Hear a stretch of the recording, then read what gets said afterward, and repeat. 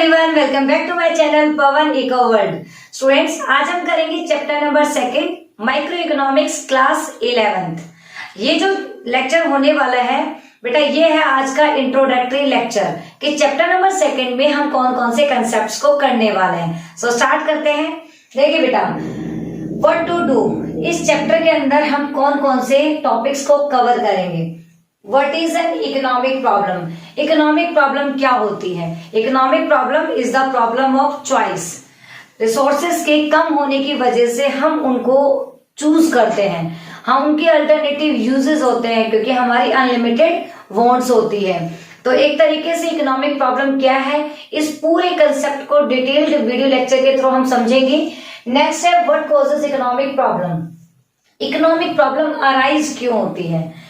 जैसे कि अगर आप बीमार हुए तो बीमार क्यों हुए, उसके पीछे रीजन क्या है। या तो आपने खाना पीना अच्छे से नहीं किया, या फिर आपने सर्दियों का टाइम था अच्छे से कपड़े वपड़े नहीं पहने। कोई ना कोई कोज तो होता है किसी भी चीज के पीछे। इंडिया के अंदर अनएम्प्लॉयमेंट है जिसकी वजह से पॉवर्टी है, तो सबके पीछे कोज और कॉन्सिक्वेंसेस होते हैं। तो इकोनॉमिक प्रॉब्लम अराइज क्यों हुई, उसके कोजेस कौन कौन से हैं, वो हम इस चैप्टर में पढ़ेंगे। Next, central problems of an economy. Economic problem, जो हमारी इकोनॉमी है उसके सेंट्रल प्रॉब्लम्स क्या हैं। जिस तरीके से हमारी बेसिक नीड्स होती है, मतलब मेरी, आपकी या किसी पर्टिकुलर इंडिविजुअल इंसान की कुछ बेसिक प्रॉब्लम्स है या बेसिक नीड्स हैं जिनको हम बोलते हैं food, shelter, clothing.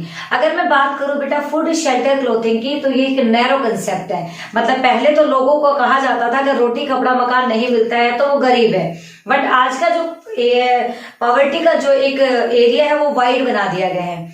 Food, shelter, clothing के अलावा इसके अंदर एजुकेशन फैसिलिटीज, हाउसिंग फैसिलिटीज, साथ में फ्यूल और एक तरीके से सैनिटाइज एरिया, मतलब आपके चारों तरफ एरिया बहुत ही साफ सुथरा होना चाहिए।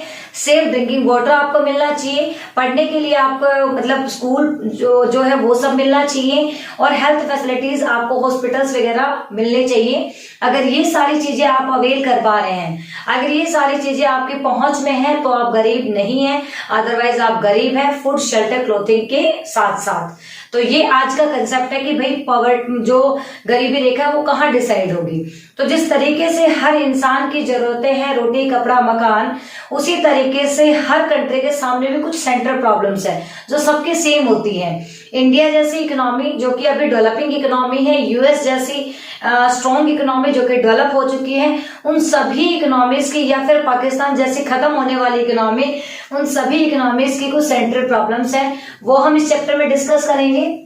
जैसे कि व्हाट टू प्रोड्यूस, कि प्रोड्यूस क्या करना है, कितनी क्वांटिटी में करना है और किन चीजों का करना है। मतलब इस प्रॉब्लम के अंदर दो प्रॉब्लम और अराइज होती हैं कि किन चीजों की प्रोडक्शन करें और कितनी क्वांटिटी में करें। हाउ टू प्रोड्यूस, प्रोडक्शन कैसे करें, या तो मशीनों से करें या लेबर इंटेंसिव करें।